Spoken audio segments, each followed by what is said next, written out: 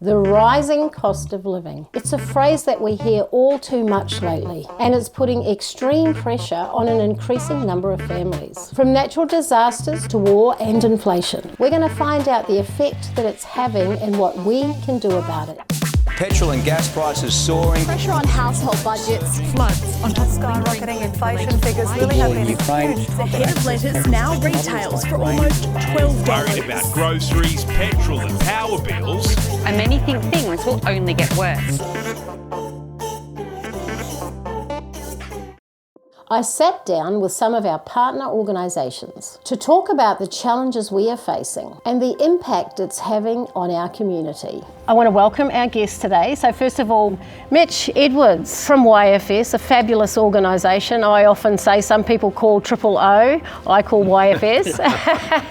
Peter, you work for Tersa Training and Employment Services. A great way that we partner. You bring teams of young people, people with disabilities, and great to partner with you. Also today we've got the gorgeous Jay Panowitz, officer in charge at Logan Home, the very first female ever to take that role in the district of Logan. So congratulations. Thank you. Thank you. 25% of the nation are already finding it very difficult to make ends meet. And I was just reading in the Courier Mail that it's expected that the average household expenses are going to rise by another $650 a month by Christmas. What are the challenges that you are seeing people facing? We're seeing increase in our homelessness presentations at YFS, where it's your first time homeless, and they might be double income families, have been in a private rental for 7 years. The owner now wants to sell because the market's good and have to move out, and they just don't know how to navigate that space. Real estates are getting 100 plus good applications. For some of our families, we're up to 150 plus viewings and private rentals applied for. So you can imagine mental health wise, it starts taking its toll after rejection after rejection. Whether it's domestic violence or mental health, there's normally intersecting behaviours such as drug use or homelessness. 40% of our calls for service are domestic violence related, and there's a big push to get better understanding of domestic violence and the impacts that it has on communities. Definitely the last 12 months has been a challenge finding product. So for the 40,000 trolleys we do a year, we need to source 20,000 products a week, looking for the right price product to be able to get the most food to the people that need it the most. The shipping rates has really got a lot to do with that.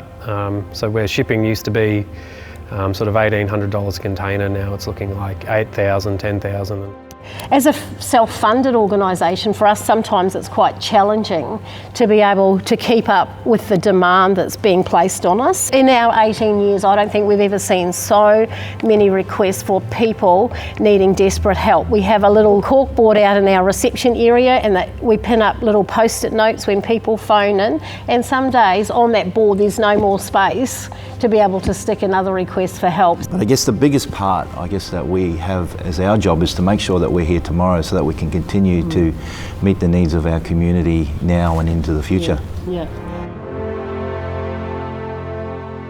Someone who understands the current crisis we are facing is Leanne Enoch, who is the Queensland Housing and Communities Minister. I spoke with her about what we can do and the importance of working together. With the cost of living, how are you seeing it impacting what families are going through? We're dealing with some unprecedented times that are bringing unprecedented issues that are all combining at this very time in history. There is not one entity that can solve those problems on their own. That's why we have to work together, and we do it so well. When we are working together, we do better than we could ever possibly do on our own. How is Lighthouse making a difference in the community? Well, Lighthouse has been making a difference for many years, and I think for many families it is the difference between being able to feed your family or not. And I've been there many times, and I've seen the impact that service makes to individuals and families, to households who just need that little bit of assistance to make that money go a little bit further, particularly at this time when all of those intersecting issues are impacting on families. It's clear that if we want to stand a chance in getting through this, we need to work together and build meaningful partnerships. What I myself identify with a lot of families is they're spending a lot on food. A standout family for me was they were in one of our crisis accommodation, took them to Lighthouse Care. They felt very welcome. They said, yeah, I'll definitely be coming back, and was able to save at least over $200 a fortnight on their food budget. By saving that amount of money, it's the difference of a family being able to put fuel into their car, but also have that surplus there that if things do go wrong, they still have that money to afford their rent. The Queensland Police Service, part of our ethos is community partnerships. It's really important that police are also part of the community they serve, so we can ensure that we're not only providing a policing response to this family as they need it, but there's a holistic response where other agencies and charities can partner and help support these families. That's what it's about. There's two things that generally that we're trying to focus on is upskill or give them the skills, but it's also to show them what they're capable of. They can now put on their resume and say, hey, I know how to fill a shelf, I know how to work in a team, I've done that. And they can say, well, when I was working at Lighthouse, I did this, and this happened, and they can actually explain what they did. They can actually show that they can problem solve. To find out more about the impact the cost of living is having on families, I met up with the O'Donnell family, who have been shopping at Lighthouse for the last 5 years. Adrian and Felicity both work multiple jobs just to put food on the table for the 5 kids they are raising. You guys had a bit of a family meeting about the budget, you were telling me, and can you tell me about that again? So we do the gym. Everyone says you've got to do something for yourself, and that's our little getaway. We've had to cut that. Yeah, we've cut the gym, we've cut all the TV services like Netflix and stuff that doesn't come out of a bill. How are the rising prices of bills affecting you guys?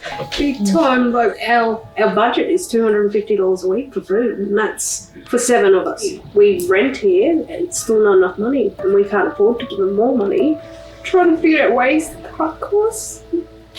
Sadly, this is a story we hear all too often, where families are doing all that they can to cut costs and live on the bare minimum. Yet, they are still not able to stay afloat due to their expenses being higher than what they can earn on a combined income.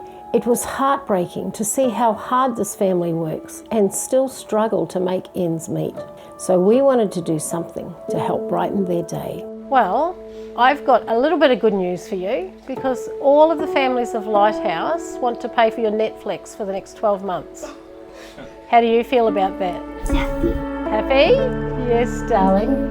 Yeah. We'd love to do that to help your family out. What I've learned from the last 18 years of doing this is that people just need hope. If it's giving them food, buying them a coffee, or just being a friend who believes in them, giving them hope when everything seems hopeless. What does it mean to be able to open your cupboards and you've got food in there? It means everything, really. Yeah. Just to have food on the table. And, like, the kids have never realised how much we appreciated it. You guys have done a lot. You don't realise how much you guys have done for us over the years. Like, just you think it's small, but it's not. It's a huge thing. Like, my priority: keep a roof over these kids' head and food in their bellies. Look, we're family, and that's the great thing about Lighthouse. We're one huge family, and we're here to help each other get through. For us at Lighthouse, we often talk about making lives better so that together we can make the world better. And I think that that's the heart of everybody here at this table. I see that we're in a storm. We're in a massive storm right at this moment, and things are challenging, and I don't see it getting prettier or easier in the next 12 months. I think it's only going to accelerate, and we're going to need each other more, and we're going to need our partnerships and our friendships with the organisations across this community. We're here every day giving hope, just like you do in your organisations. We're in the community giving hope. It's what we live for at Lighthouse, just to give hope to people that are facing really tough situations. Like, it's only cheap groceries, or it's free bread, or it's bananas and grapes, whatever that is. When you see that and you just see people put their shoulders back and they walk out with some hope because there's a chance that we can make it through this week. Lighthouse survives because we have incredible people that want to just donate a $25 trolley here and there. And that's what gets us through. Self-funded, but people that believe in us. Your $25 trolley will make a difference. Your $25 trolley will bring hope to a family that's really struggling to make it through. And it's more than a trolley, it's that somebody believes in me. Someone believes in my future, in my destiny. Somebody believes in my family. And I want to just say thank you to everybody who is part of supporting this amazing organisation.